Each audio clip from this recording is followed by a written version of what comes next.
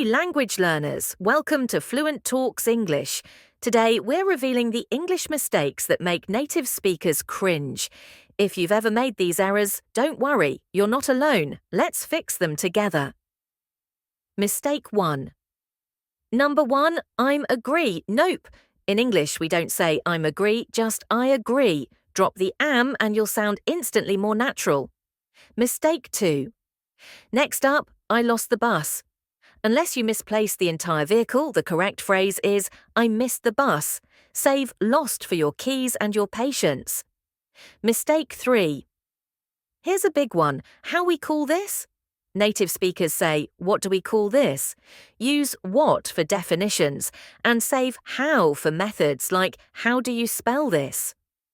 Mistake 4. Mistake 4. He speak good English.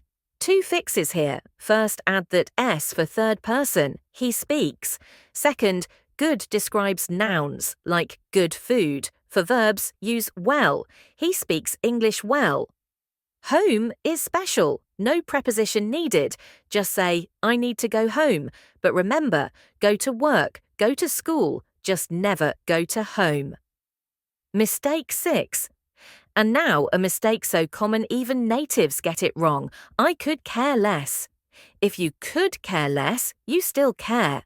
The correct phrase is, I couldn't care less, meaning you care so little, it's impossible to care less.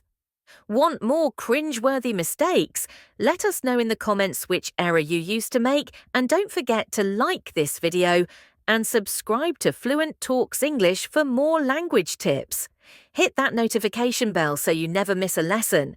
Stay tuned because we'll be bringing you even more ways to sound like a native speaker in our next video.